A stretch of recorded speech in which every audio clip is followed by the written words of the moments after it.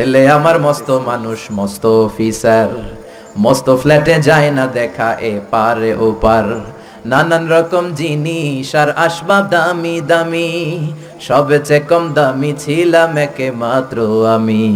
ছেলের আবার আমার প্রতি অগাধ সম্ভ্রম, আমার ঠিকানা তাই বৃদ্ধাশ্রম। ঠিক কি না? এজন্য আল্লাহ ডেকে বললেন, খবরদার, বাবা মারে বৃদ্ধাশ্রমে রেখে এসো না। তোমাদের জ্বালা যন্ত্রণা বাবা মা সহ্য করেছে, তোমারে ঘর থেকে বের করে দেয় নাই, এতিমখানায় রেখে আসে নাই। এজন্য বাবা মা যদি ঘরের মধ্যে পেশাব করে পায়খানা করে পরিষ্কার করবা, তাহলে তোমার জীবনটারে উজালা করে দিবে কে? আল্লাহ। বৃদ্ধাশ্রমে রেখে আসা যাবে? বাবা মারে যদি বৃদ্ধাশ্রমে রেখে আসো, মনে রাখবা তোর কপালে বৃদ্ধাশ্রমে জুটবে না। তুমি যদি বাবা মারে বৃদ্ধাশ্রমে রেখে আসো, তুমি বয়স্ক হলে তোমার কপালে বৃদ্ধাশ্রম নাই। ঠিক কি না? ভাঙ্গা থালা হাতে নিয়ে তুমি রাস্তায় ভিক্ষা করে খাবা।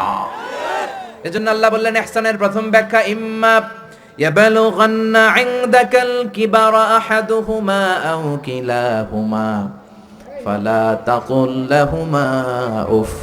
বাবা মা যখন বার্ধক্যে উপনীত হয়, তাদের কোনো কাজে নাক ছিটকাবা না, উফ শব্দটাও করবা না, আহ এটাও বলা যাবে না। কথাটা কার? আল্লাহ। ইহসানের 2 নাম্বার ব্যাখ্যা, ওয়ালা তানহারহুমা, আব্বা আম্মারে ধমক দিও না। কিছু ডাকা আইতাছে, মায়েরে ধমক দেয়, মায়েরা ডাকে বুড়া, বাবারা ডাকে বুড়া, মায়েরা ডাকে বুড়ি, আছে না নাই? কেমন করে মা বাবারে তুমি বুড়া বুড়ি ডাকো? তারা তো বুড়া বুড়ি হয়েছে তোমার কারণে। তোমারে মানুষ করতে যে তারা তাদের জীবন যৌবন সব হারিয়েছে, তোমারে লেখাপড়া করাতে যে তারা তাদের জমিন হারিয়েছে, তোমাকে বিদেশ পাঠাতে যে তারা তাদের ভিটে মাটি হারা হয়েছে।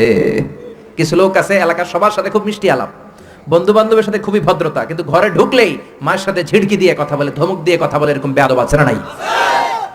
আল্লাহ বললেন, ওয়ালা তানহারহুমা, ধমক দিও না, তোমার সব আমলগুলো বাতিল করে দিবে কে? ওয়ালা তানহারহুমা ওয়া কুল লাহুমা কাওলান কারীমা, বরং বাবা মার সাথে কোমল আচরণ করো। যত ভদ্রতা তুমি জানো, যত নম্রতা তুমি শিখেছো, যত কার্টিসি তুমি জানো, সব কার্টিসি বাবা মার সাথে মেইনটেইন করবা। যত সফটলি কথা বলা যায়, যত কোমল ভাবে কথা বলা যায়, যত মোলায়েম ভাষায় কথা বলা যায়, বলতে হবে কার সাথে? জোরে বলেন, রাজি আছেন তো? রাজি আছেন?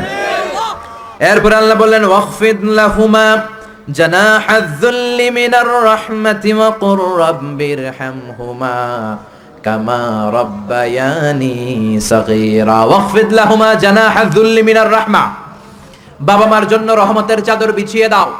তোমার যত সম্পদ আছে মা বাবার পায়ের সামনে বিলিয়ে দাও, তোমার জীবনে বরকত দিবে কে? আল্লাহ। এজন্য প্রথম বেতন পেলে টাকাটা দিবেন মায়ের হাতে, গিফট কিনলে আগে দিবেন মাকে। বউরে দিবেন না ওটা বলতেছেন না, বউরে তো দিবেনই, কিন্তু আগে মায়ের হাতে কিছু দিবেন, তাহলে আপনার ইনকামে বরকত দিবে কে? আল্লাহ। আর বাবা মা একজন কিংবা 2 জন যদি দুনিয়া থেকে বিদায় নেয়, বাবা মার কবরের সামনে দাঁড়িয়ে চোখের পানি ছেড়ে তোমরা পড়ো, রব্বিরহামহুমা কামা রাব্বায়ানি সাগীরা ওয়া কুর রাব্বিরহামহুমা কামা রাব্বায়ানি সাগীরা। কবরের সামনে দাঁড়িয়ে আল্লাহরে বলেন, আল্লাহ, বাবা মা ছোটবেলা যেমনি আমাদেরকে আদর দিয়ে, সোহাগ দিয়ে, ভালোবাসা দিয়ে আগলে নিয়েছে, আমার বাবা মা ইন্তেকাল করার কারণে তোমার কাছে যাওয়ার পরে তুমিও আদর আর ভালোবাসা দিয়ে আমার বাবা মাকে কাছে টেনে নিও। পড়ে না আমিন? আর জোরে পড়ে না আমিন? এজন্য আল্লাহর ফয়সালা 2টা, জোরে বলেন কয়টা?